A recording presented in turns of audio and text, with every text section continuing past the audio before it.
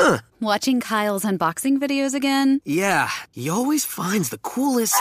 No way! A robot dog? Gotta ask where he got it. Or use your Samsung Galaxy S24 Ultra. Just draw a circle around the dog on your screen, and it shows you where to buy it right in the app. Oh, I just learned a new trick. And that for once, I beat Kyle to the next big thing. Circle it, find it with the new Galaxy S24 Ultra and circle the search with Google. Get yours now at Samsung.com. Internet connection required. Results may vary based on visuals. Barenaked, barenaked, barenaked,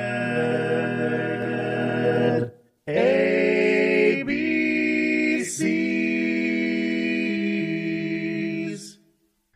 Welcome to the Barenaked ABCs, where we discuss every single Barenaked Ladies song from 7 to Y. And this week, I think it's pretty cool that we have most of us here. It would have been great if we had all of us here. It would have been kind of like some kind of sign from above, like it was meant to be or something. There's a word for that. Is it philtrum? No, it's not philtrum. I don't remember what it might be. Uvula. It might be uvula. There's a word for that either way. But tonight we're going to be talking about the song Serendipity. Oh, Serendipity! Yes, that's the word. Yes. We're going to be talking about the song Serendipity tonight. And joining me, I have Betsy, Heidi, and Stefan. Hey.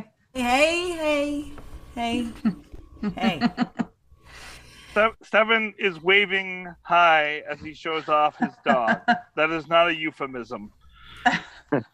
Hello.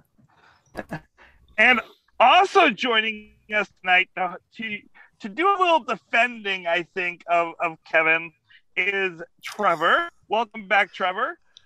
Hi, it's great to be back. Thank you for having me. Defending, is that a clue as to how you feel about this song already? It might be. Uh-oh. We'll have to see. I'm not going to give too much away early. We don't have Aaron, though, so I'm not going to make him guess what the name of this song is or what the album is from. So that would be cool. I should make him guess the name of the song every week. I should torture the poor man. I'm not going to do that. This song is the first song on this album, the double album, so the second part of the double album or the first part of the single. Anyways, Barenaked Ladies are men.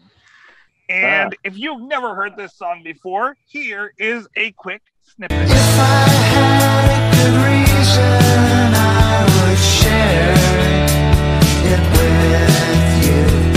Then the coldest season came, making room for something new. Good for you, good for me. What a snippet. Snippet good. So this song is written by Kevin Hearn. Does that surprise anyone? No. Yeah. Who's Kevin? The guy singing the song. Oh. Doesn't sound like that Kevin kid from South Park. That's weird. No, it's not that Kevin. Oh, it's a different Kevin. Okay. I find it interesting. They have not played this song very much. It's been out for, 2006? So 16 years now. They've only played this 9 times in concert. I saw it happen. You did? Nice. I did. Yeah. During the Blam tour, they played that song at one of the concerts I saw. Wow, isn't that serendipitous? There you go. It's one of, like, those 9 times, most of them were during that tour. And then they played them twice in 2017, but haven't really touched it since. Or in the middle. I'm not sure why. It's a nice enough song. And I know Kevin gets a few songs every concert, so I would have thought that it would be on there a little bit more, but I don't know. That's weird. Maybe since he only generally plays or sings one or two a concert. Maybe he's trying to constantly promote the newer stuff. Maybe. Live. And I wonder if they leaned more toward "Sound of Your Voice" off the album instead of this song. He does a really great I'm version trying to of remember. that. Was "Sound of Your Voice" on this one or on the other one? Hold on. It was the other one. It was on Army. It was Army. Okay. Yeah. But I'm wondering if they lean more toward that one when they have to pick a Kevin song from this era. Probably. That's true. Which is a shame, because still, this is a very nice song. I think that's one of the problems I have with Barenaked Lady concerts, is because they keep putting out new content all the time. It's great to hear their new stuff, but you know that you're pretty much, when you go to the concert, you're going to hear the new stuff, and then you're going to hear the hits, and that's about it. You might hear one deep dive, and that's if you're lucky. Yeah. Well, that's what concerts are for, is to promote a new album, get sales. It is, but these guys are really cool to see live, and it's very, I don't know. I wish I got to see more of the songs that I normally wouldn't see live. I would love to see B&L do a tour where they refused to do any of the hits and they just did B-sides and deep cuts. That'd be awesome. Well, Weird Al did it with his latest tour, where he's not doing any of the parodies. He's doing all of the original stuff, which I loved and my son loved, but I know that there are some people that are like, hey. Well, and he's done it. That went well enough that he's done that tour twice now. Yeah. Maybe when one of the members comes on, we'll say, hey guys, how about this idea? Why don't you do this? We would love it. If you don't think it'll sell big, just do small venues. That would be even better. Yeah. Yeah. It'd be nice. That'd be cool if they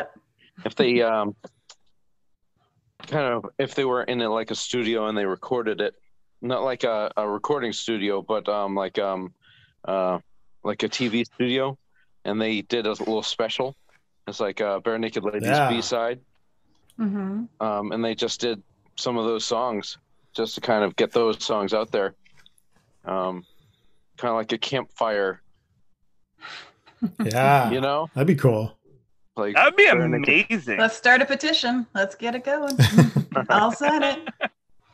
That way they're not committing to a complete tour for those songs, whatnot, but they can have a special. I'd go for it. I'd watch it. I would, if they decided to do it in Toronto and then broadcast it, I would drive to Toronto to see that. Oh, heck yeah. But we're a little bit off. We're off the discussion point. That's my fault. I brought us Did there. not take long. Heidi, maybe you can save us. Can you give us a breakdown? I can give you a breakdown. So, Serendipity. We already have the album, and the year. It clocks in at about 112 beats per minute in the key of D. What we have here is a lovely little ditty by Kevin. It is in the key of D. The basic chord progression in the open. Well, let me go first with the form. The form is, we have verse 1, verse 2, a chorus, verse 3, a chorus, a bridge, an interlude, a chorus, and an outro. So there's a mix going on there. The choruses are in a 1-2-7, a major 2-7, which is unusual because you have an E7 chord. Typically, your 2 chord is a minor chord, but we have a D to an E7 to a G, and I played it on my guitar to double check it, and it worked. So it goes from a 1 to a major 2-7 to a 5. Then when you get when you get to the chorus, you have an A to a G to a D to an E7. So that's a 5 to a 4 to a 1 to a major 2-7. And then in the good for you part, that's a 1 to a 2-7 to a 4. And then in that weird little, if I could only hit my stride section, it is a minor 2-7, because we have an E minor 7 to an A to a 5 chord, to a 2-7 to a 5 chord, to a 4 chord, back to a 5/7 chord. So there's a lot going on there. It's a pretty simple progression overall, but that is the basic breakdown. Thank you, Heidi. You're very welcome. And in terms of the instruments, we have Kevin. We have Jim. I do my homework. Everybody loves. Yeah, I do my homework. I'm impressed considering you were gone most of the week. We have Kevin doing electric guitar, Vox organ, and synthesizer. And we have Tyler on drums and percussion. What I find interesting is that it says we have Steven on electric guitar, plural, and we have Ed on acoustic guitar, plural. I noticed that too. That's a lot of guitars on one song. Are there really that many guitars on this song, or is that a Sound typo? like it, but Sometimes you need a lot of guitars. Yeesh. What's wrong with just having I'm assuming one it's not a guitar? typo. What was that? What's wrong with just having one guitar? That's no fun. Only one guitar is no A fun. pair of black shoes. It cannot be done. Okay. What was it that you said, Trevor? I was just saying, like, you asked if you thought that was the typo in the liner notes. I don't think it is because Kevin's is a singular electric guitar and the other two have the S there. I think it is probably on purpose, and they probably have multiple different guitars or different guitar tracks over top. But I noticed that as well. That is just really. I mean, I know that Kevin loves to layer his stuff and he almost he doesn't overdo it, but he almost overdoes it. And how many tracks can I fill? And if you look at this in the computer, if you pull it up on a software to look at the music, it is a wall of sound. It is hard to pull apart what is what and where everything goes unless you have the specific tracks, which this isn't one of those songs they did that with. But yeah, it is just a wall. All you see is just one big block going across the screen. Lots going on for sure. Mm-hmm. Excellent drop in, Monty. But what do you guys have to say about the sound of the song? I like it. I like all the guitars on it. I wanted to be on this one because this is one of my favorite ones to play on the guitar. If I'm just playing some B&L stuff, sitting around in my living room, this is one that I play often because I like it a lot and all those guitar parts. So, Trevor, was I right? Yes. Okay. Yeah. From what I was following along with I'm like, yeah, that's how you play it. That's right. I like that E7, because they play it in a slightly different voicing than I normally do. And so I like that too. That's one of the reasons I like this song so much. I really love E7 in general. I like the E family. Now, I mean, we just discussed that they have a whole bunch of guitar parts. Which guitar part do you play when you're playing this? Oh, for me, 99% of the time, if I'm picking up a guitar, it's my acoustic. So I just play the acoustic part. I don't have any notes musically for this song. I think it's a chill song, which, I mean, Kevin is almost always like this chill type of feel that kind of goes to it. It's interesting that he's got some kind of hard rock kind of feel to the guitars at parts, especially the stings that he threw in there. Those stings, you don't notice them so much during the song, but because the song finishes with them on the second or third round listening through, you definitely hear it throughout the song.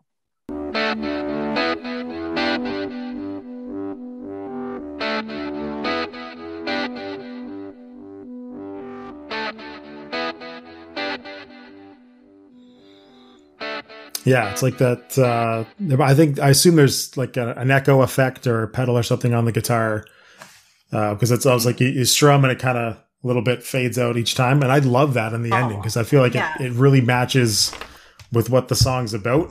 It's almost like a little fading out kind of ending, almost like a memory kind of fading away. And I'll talk more about that when we get to the lyrics. But I really like the ending of it too, especially with those that guitar part you were talking about.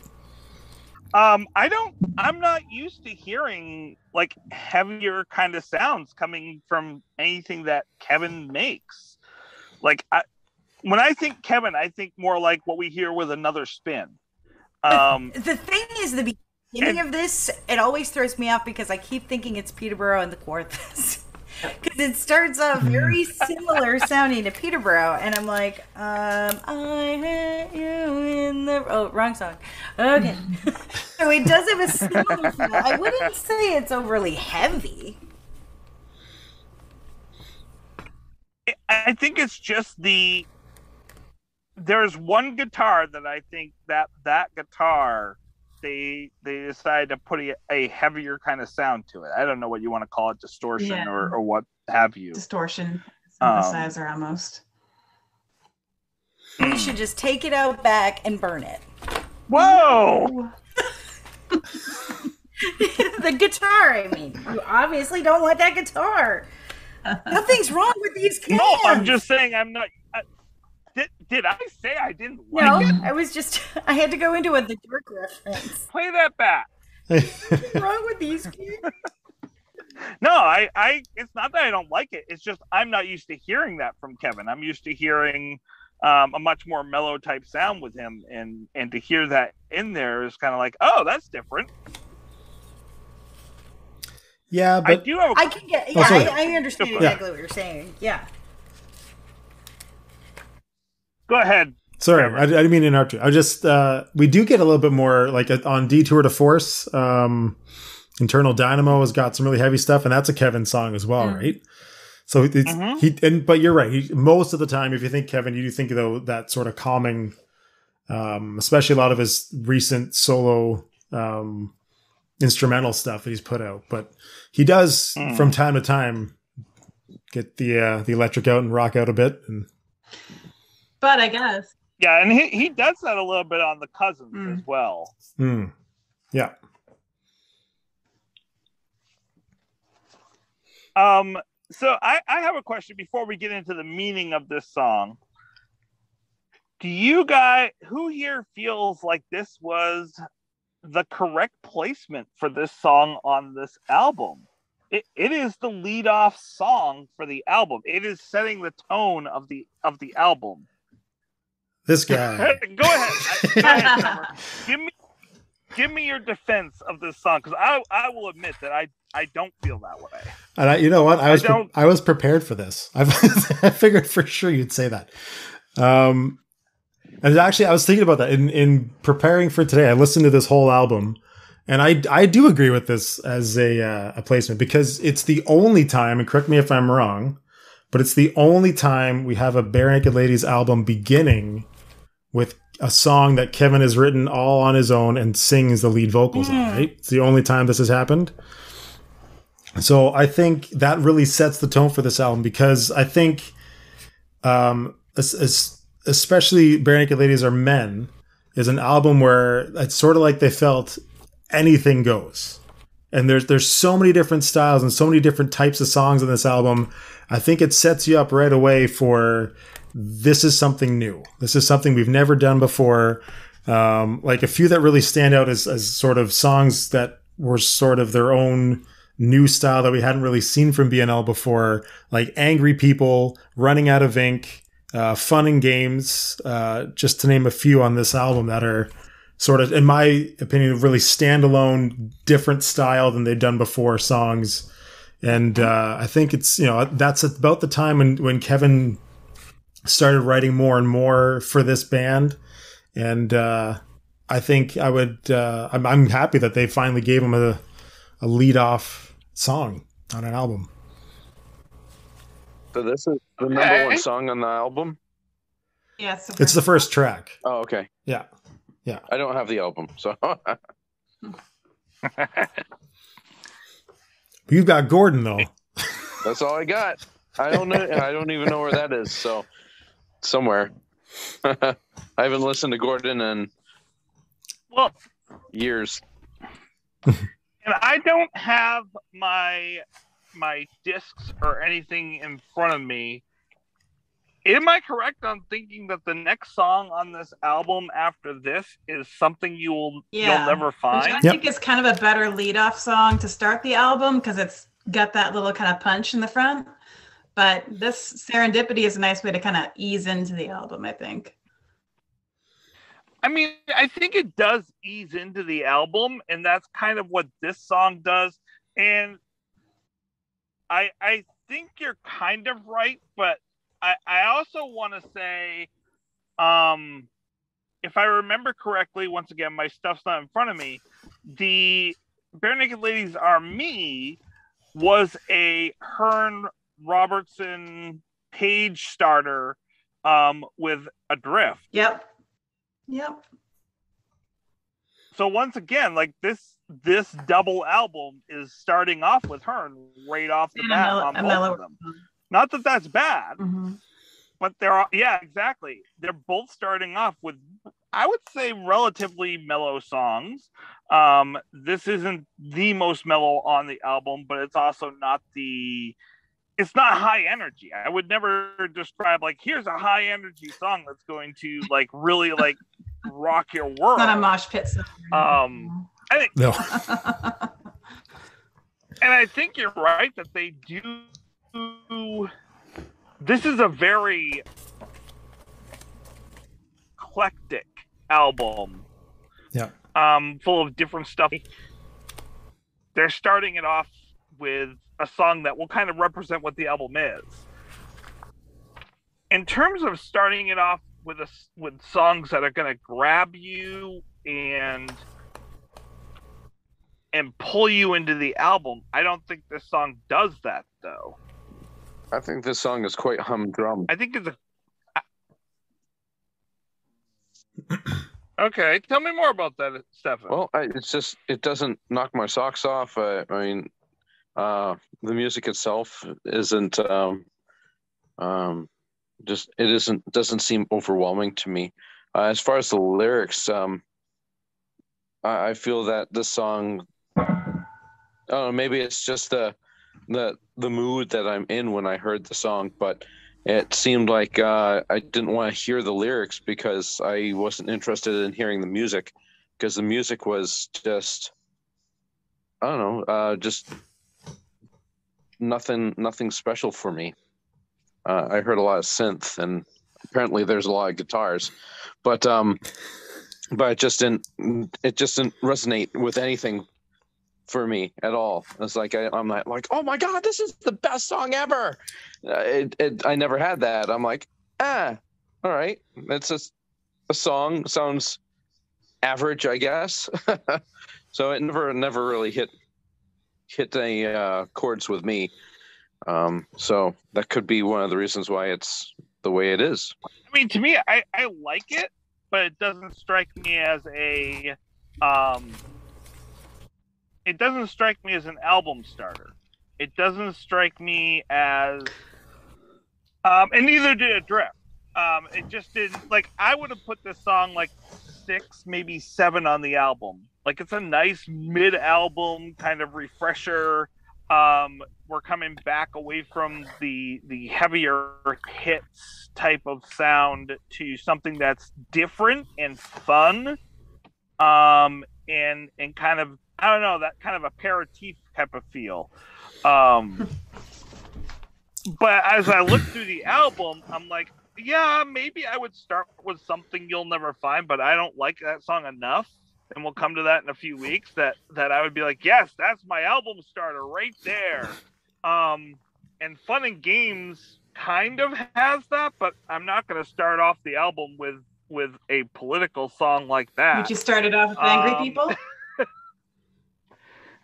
I wouldn't start it off with Angry People, because once again, it's not representative of what this album, like what I think wouldn't be a normal Barenaked Ladies kind of sound, and isn't going to draw people in. It might be like number 5 on the album, or maybe number 3. I would never put it at that spot. Down to Earth has kind of a Barenaked Ladies typical feel, but once again, I don't like that song enough to put it number 1 to start it off. It's always been a weird album for me. Like, I'm not sure, like, what I would put first. It's a weird album for me. I'm looking at the track list too, and I'm like, which? I feel like it's the leftovers that they didn't put on album number 1. See, you can't find another one. It's the perfect way to start. Leftovers.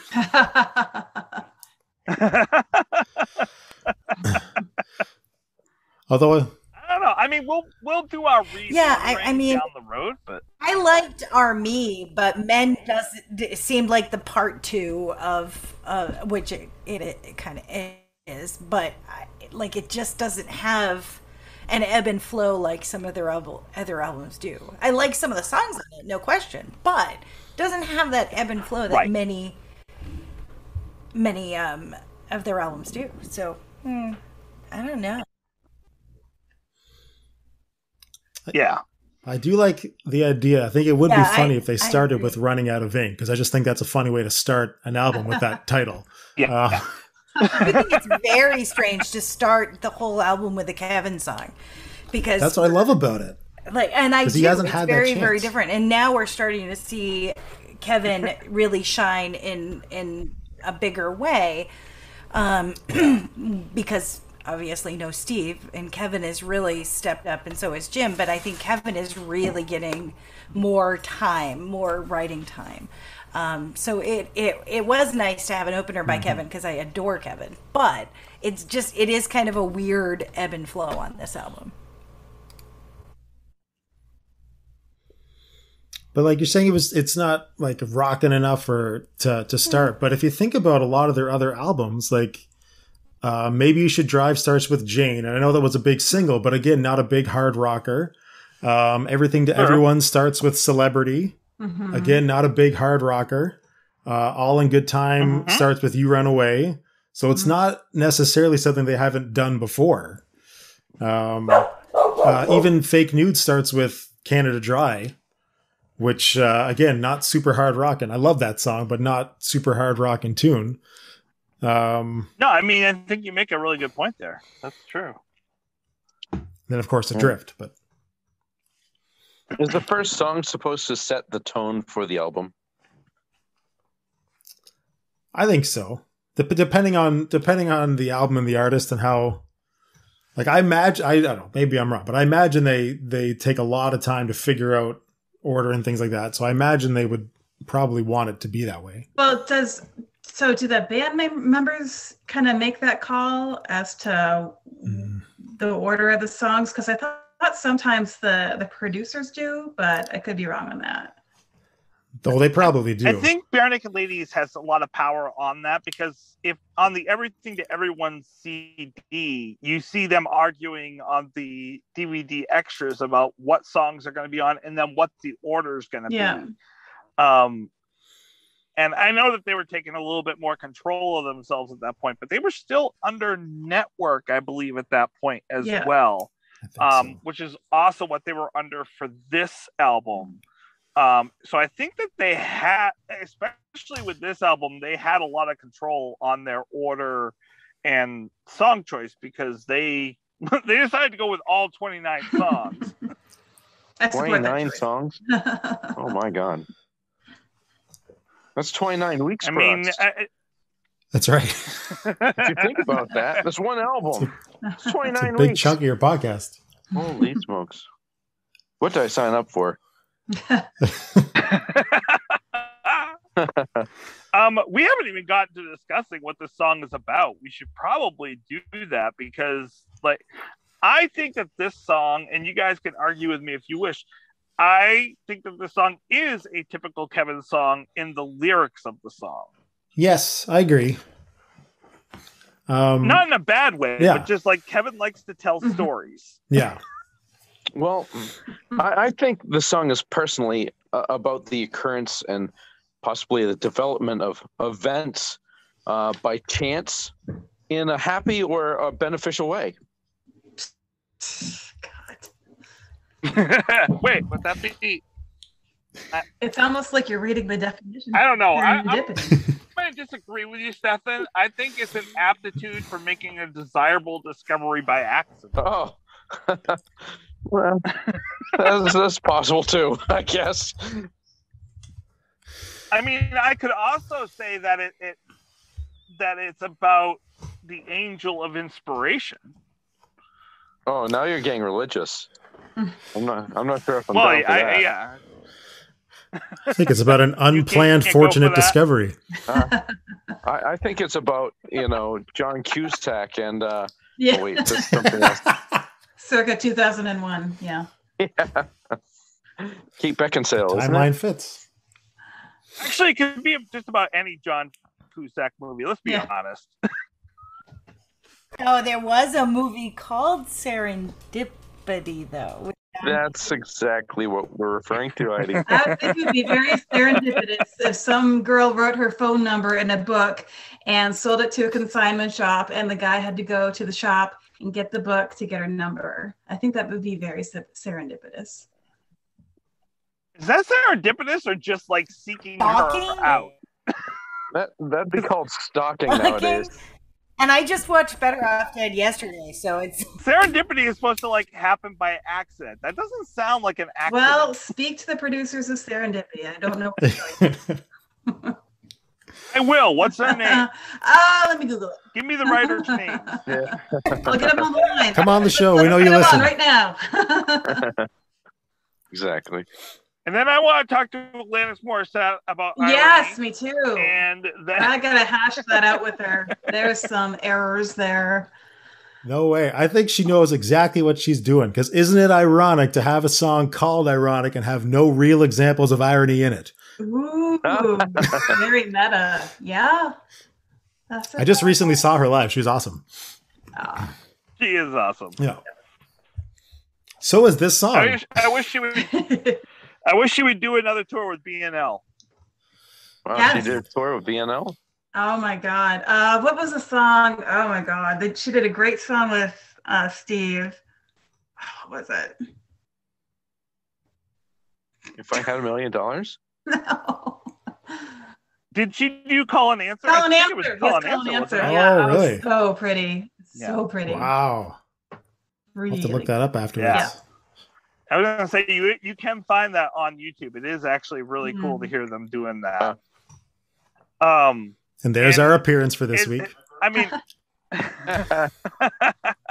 and Alanis actually has a long history with BNL because she lost the competition to the brothers Cregan first band that they had with Ed back in high school when they were just kind of still playing around and messing around. I want to say it was the basement bathroom boys or something like that. I can't remember the name of their band.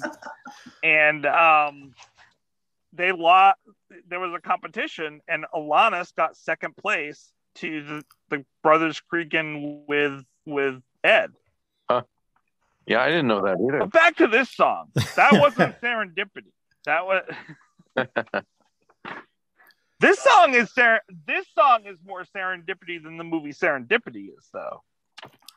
Like a chance encounter, a chance romance that happens for a period of time that's desirable and positive for both people, and then it just happens to kind of work out, but then falls apart. And I think the serendipity part is that even though that part breaks, even though the relationship at the end of the song kind of breaks up, or throughout the song breaks up, the idea is that like it was meant to happen for growth to happen to lead to something else. Yeah. And that's the serendipity of the song. Good for you, good for me. Yeah. Yeah, absolutely. The growth part, yeah. I just like that perspective too of looking at it, even though like it didn't work out, they didn't end up together, still looking at it as a very positive thing. Like it was still like, it was good for you, good for me. It was a wonderful experience. Happy it happened. Moving on, right? And speaking of Alanis, the other side of this is her song, like her major song. That's the other side of this. It's not good for her. that Kevin was saying that it was good for both sides. It wasn't good for the other side. Kevin, you ought to know. Thank you. That was the song I was thinking of and couldn't get the words on. But yeah, I think you nailed. I think that's exactly what the song is about. I don't think I know sometimes there's a tendency to look for deeper meanings and metaphors of things. I think he's being pretty straightforward. This is what happened. Yeah. And Yeah. it didn't work out. Like, and I don't know how, does anybody know, is this based on any true events in his life, or is it just a story that he made up? Does anybody know? I don't. Pretty private. So it's, yeah. I tried to dig and see if there was anything that was kind of, I have the biography and everything. I couldn't really find anything. Hi, Kevin. Hey, Kevin. We want to know. I find it very human. Come on the show. It's like sometimes, like, you think that celebrities or rock stars, they have like amazing lives that are usually messed up, or some kind of trauma or something's going on, but this seems to be just average and normal. It's just being able to take out a girl from money that you earn from mowing lawns, and you kind of hit it off and stuff like that. You guys aren't like working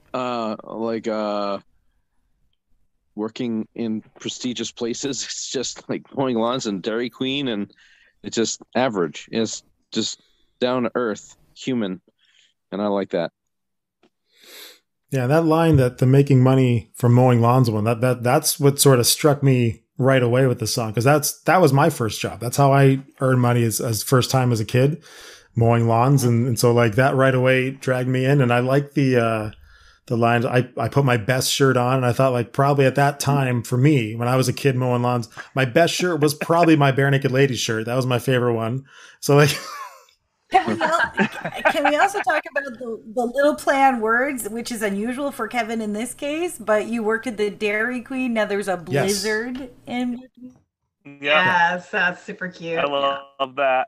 And then frost inside the heart, so he's sticking with that cold, and then following up with the coldest season came. Like, he's sticking to that blizzard, cold. isn't the blizzard the Dairy Queen's version of like Frosty? Yeah.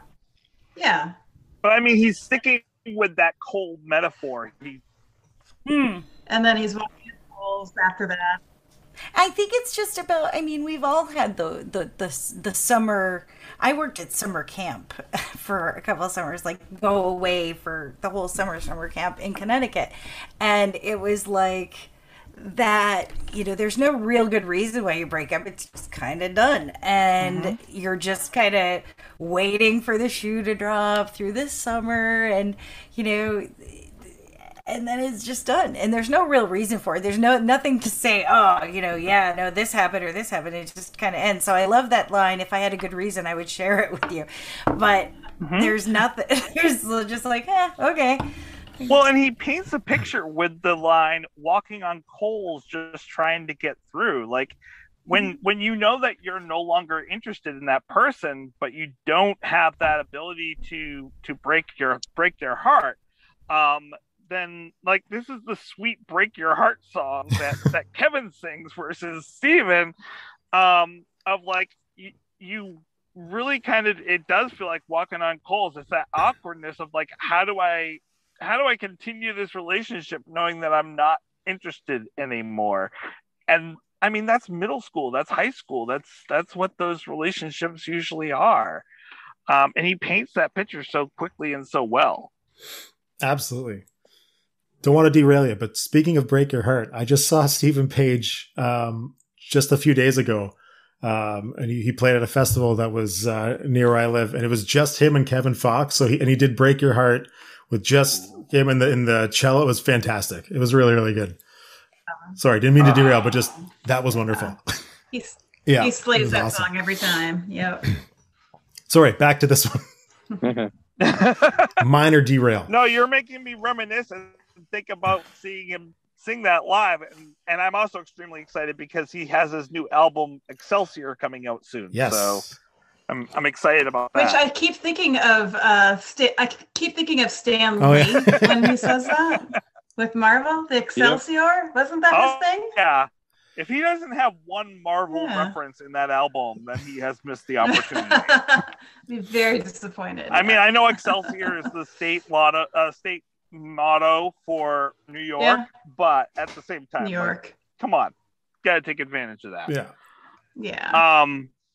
Let's talk a little bit about the bridge. I love the bridge. If I could only hit my stride, I'd make it to the other side. I don't want to be a roadkill when there's half a cup to fill.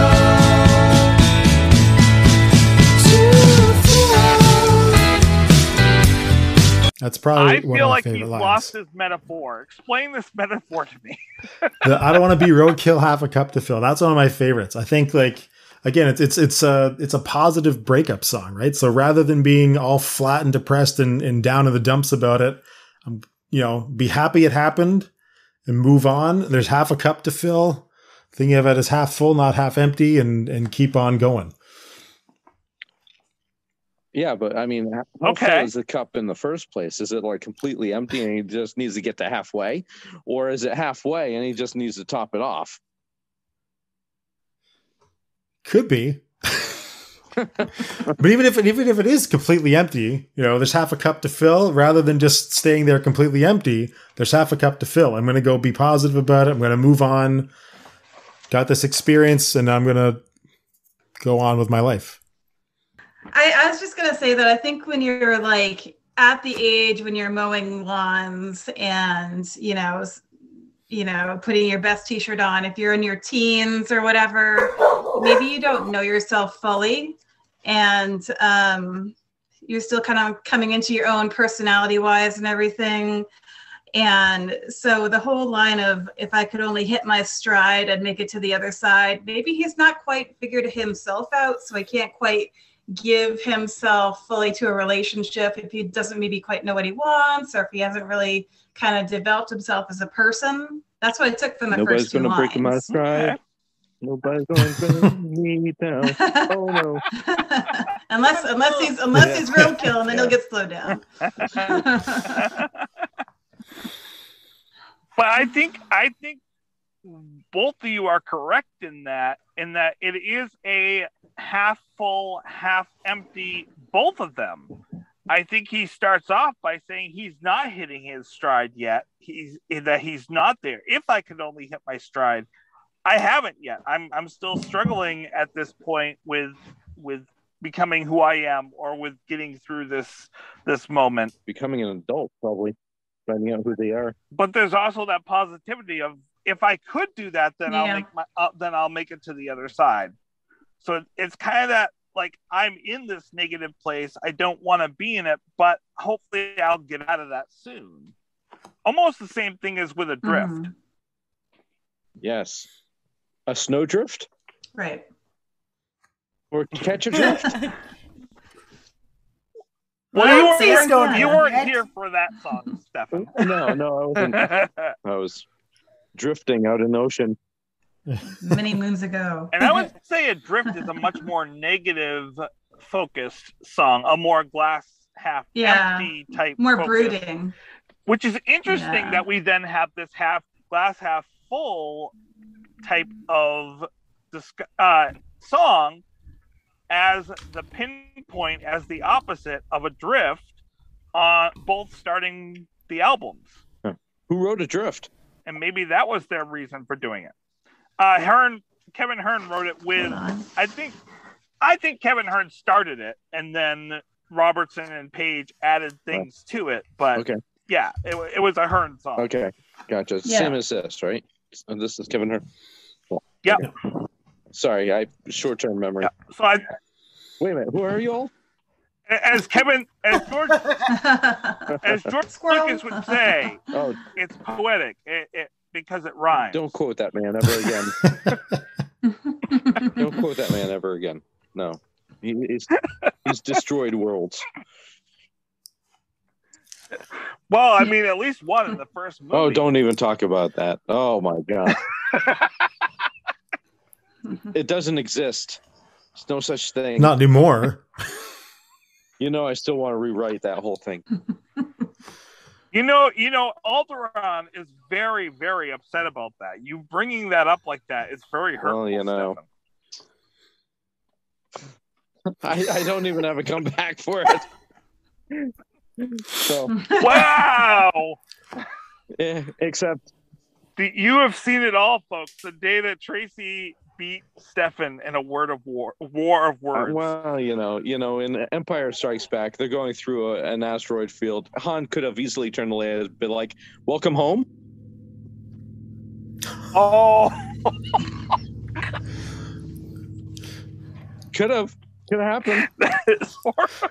I think Han was smart enough not to say that to her. Well, I wouldn't be. Is this your pet? I'd be sleeping with the Wookiees.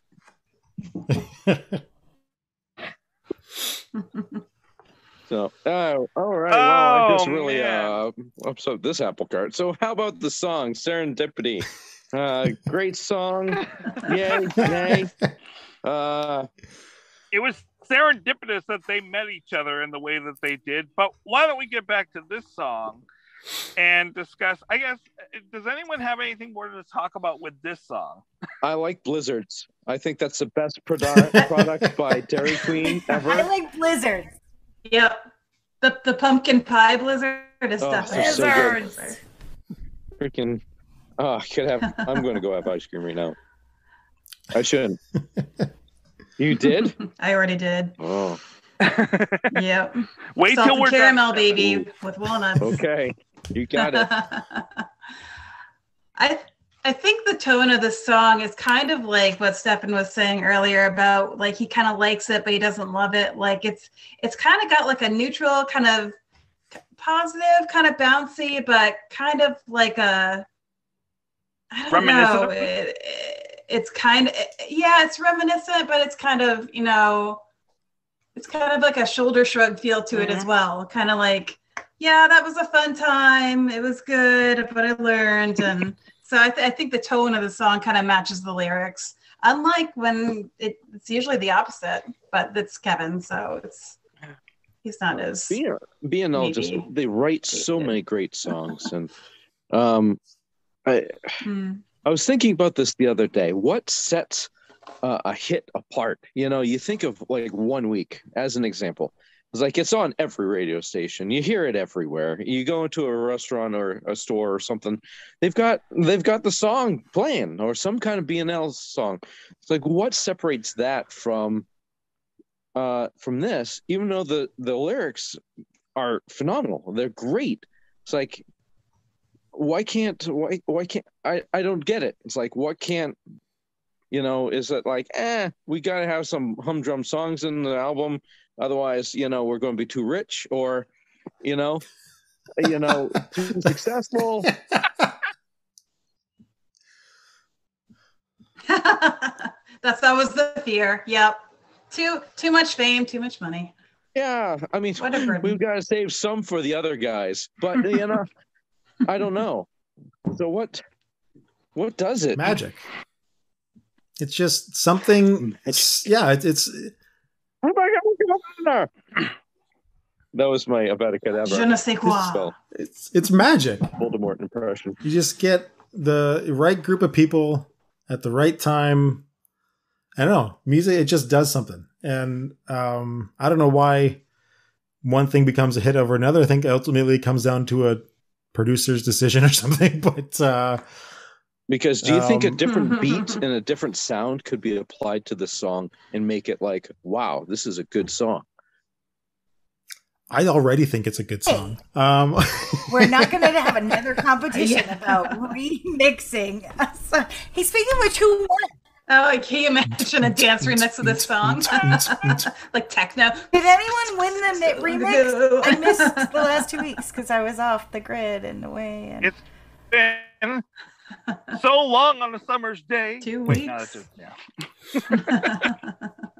Yeah. I mean, I think it is the moment that the song comes out, and it's whether or not that song happens to touch the populace in the right way. And easy now.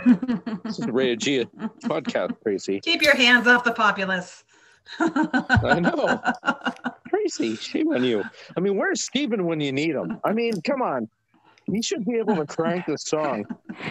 Like, start belting something. Like, Dairy Queen! I want my blizzard out of my heart. I want my blizzard back, blizzard back, blizzard back. Dairies. Oh, I can't get it now. We're joking around, but at the same time, like, people who make songs and who make jingles for commercials, that's what they do. Is their job is to catch the moment with the populace and to catch them enough to make that thing stick for 15 seconds in their mind and make them like it enough to want to go out and buy that product. That is their whole entire job, over and over and over again, and to not mess that up. If artists don't, singers don't necessarily do the same thing. That's not what they're out to do, is just write something that is going to hook people every time. They're out there to make it sound good to them and write the song that they're inspired to write, and then put that out there and hope that it does hook other people and other people like it. Does that make sense? Yeah. No. No. Yeah, it makes sense. I get it. Yeah, but I still agree with Trevor. Like, they have so many good songs. Why aren't more of them like? Why haven't more like the Pinch Me Caught On? Obviously, 1 Week and $1 Million, but I feel like they have so many other songs that are so much better. Not to put down those songs, but they have so many like Helicopters and like, Powder Blue and everything. Like, I don't know. Yeah, it's a really good question. Why haven't those like risen higher than the other ones? I would say that it wasn't the right time for the song. Yeah. Like, if it wasn't like that at that time, it was about writing songs that would get people in the clubs. It was about getting people to dance. It was about getting people to shake your rump. I worked it in. Good job. That's next week's song, by the way. But yeah, that was the whole point of music at that time, was to get people in the clubs and to get people dancing, and that's what they put on the radio. And radio was a huge piece of whether or not something became a hit or not. Yep. If it made it on the radio and got played multiple times, you had a chance that would become a hit. The trick was getting people to play it. And again, the big piece of that was, is it something they could dance to in the club? Boo, I don't like it. It's not fair. I think it's fair. No, it's true. You're right. But you look at, it's not fair to BNL. If you look at my scores on the songs as I've rated them, there are songs I like a lot more than 1 Week and Pinch Me. I think they're good songs, but I Break Your Heart's a far better song in my book, and so is Brian Wilson, but you're never going to see people dancing to it at the club. I don't think you'll ever see anybody dancing to BNL in a club. It's just not a club. It's a club band. We need to open a BNL club. Clearly. Well, I guess that brings me to ask you guys what you rank this song. So I'm going to ask you guys, how many blizzards do you give this song? I was thinking that too. And I'm going to I'm gonna go with you first, Stefan. All right. Stefan, how many blizzards do you give this song? Oh gosh, this is tough because I really love blizzards, man. An Oreo blizzard with M&Ms. Oh gosh, oh that butters my muffin, man. Let me tell you. Gosh, is it still summer? Is DQ still open? Are they open right now? I'm Yes. gonna go. No, wait. Give us your number. Okay. First. Well, I don't know. I want Steven to be back and sing stuff and, better musical accompaniments. And, I don't want it to be played in a club, but I mean, just, it's a good song. It's got a good story.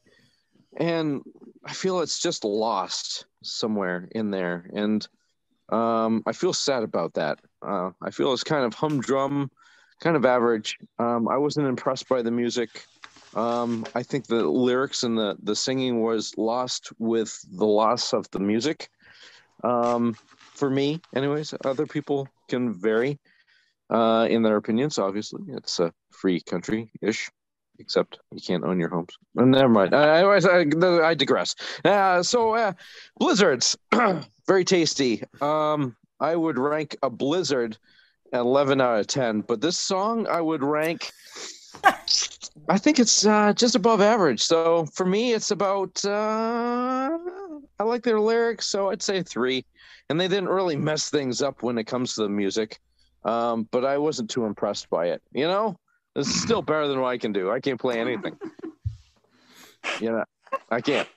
As far as a guitar, I don't even know how to hold it. So, Betsy, can you tell us how many blizzards you give this song? Well, I think my favorite blizzard is the pumpkin pie blizzard, so I'll rank it by that. I agree that I really do like this song. There is, kind of a tone to it where it's a little reminiscent, a little bittersweet, but it has a positive spin at the end, and I appreciate that. There's clever wordplay, good guitar playing. It's not like on my, best of list, but I do like it quite a bit. So I was going to go 3.2 pumpkin pie blizzards. Okay. At least it's in my ballpark, so I don't feel that bad. I'm usually the hater. It's still a good rating. It is.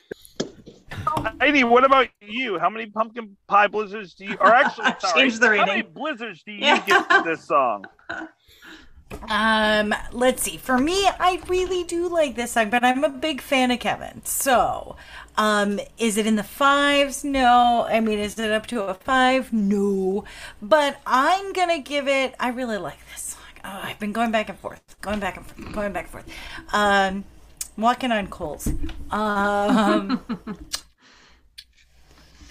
I think I'm gonna give it a 3.7. Okay. 3.7 blizzards.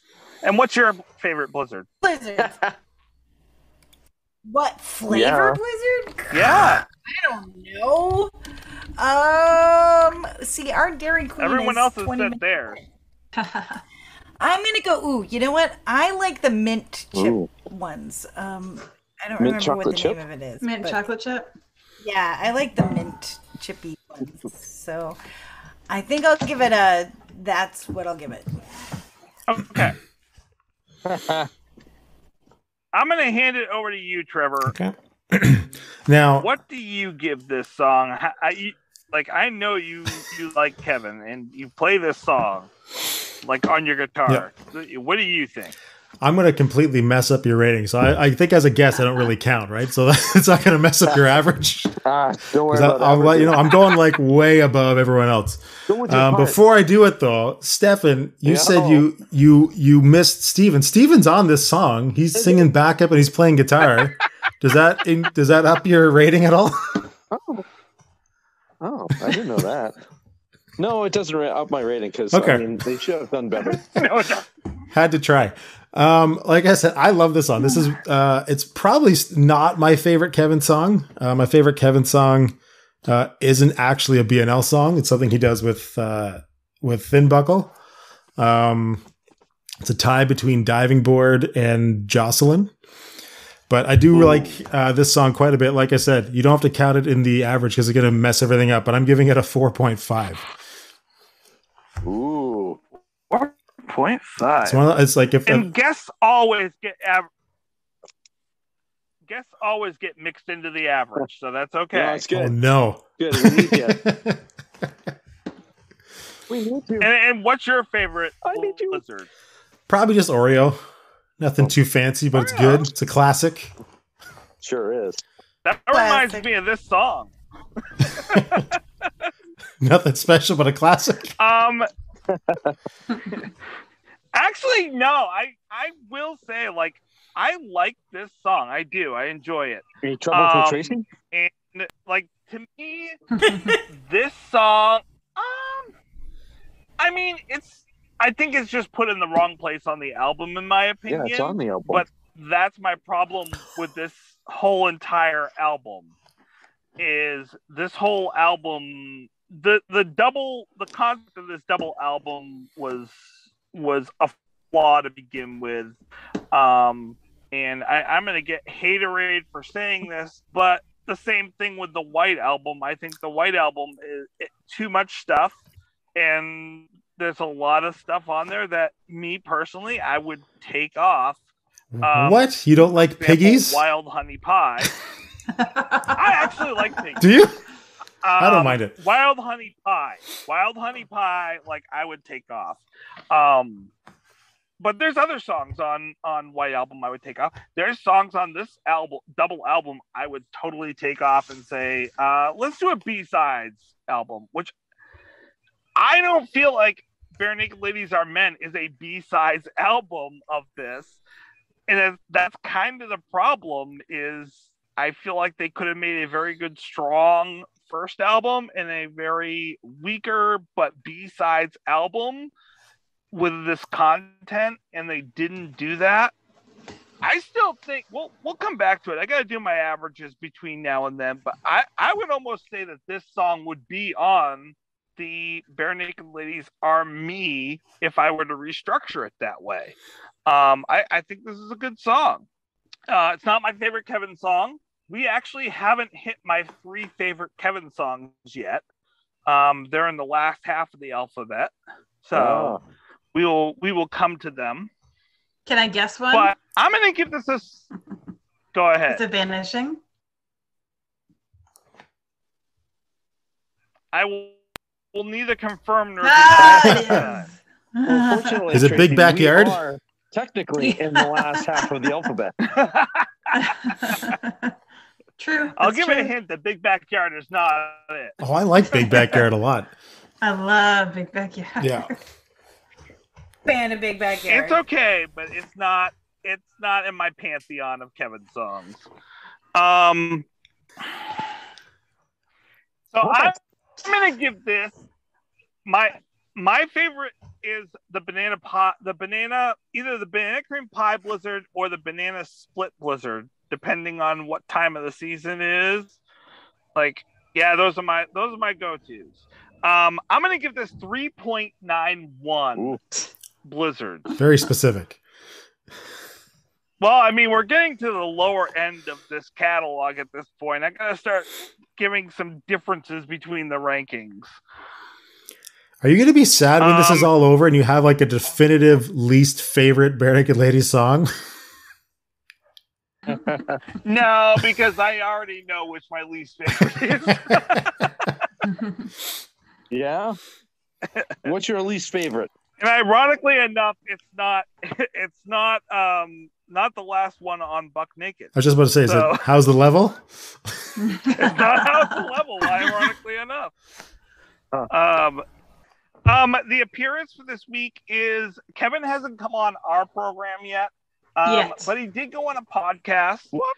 That traitor. I know, that's the big yet. We want him on. But he did go on a podcast called The Keyboard Chronicles and talked about being a keyboardist. It was episode number 14 for them. And so that is the appearance for this week. I'm going to recommend people go out and listen to that wonderful interview with him. And there, I'm also going to put a link out there for people to listen to him singing this on Ships and Dip. And yeah, next week we're going to be discussing. Well, I mean, it's guaranteed to be a rump shaker. Oh, tell us about it. It's Shake Your Rump. Oh, really? That's the song? Yes. Oh. We need to hear a little bit more Tyler next week. Okay. Shake your rump, huh? It's always good to hear a little Tyler. Hey, that's how I usually make a rump roast as well. It's like I put it in a Ziploc bag You shake or it. like a paper bag, seasonings, and shake it, We'll shake and bake. Yep. Yep. Yeah, usually as I'm listening to like dance club music because, I gotta shake my rump, Yep. That's right. Well, thank you guys for joining me tonight. You're welcome. Thank you.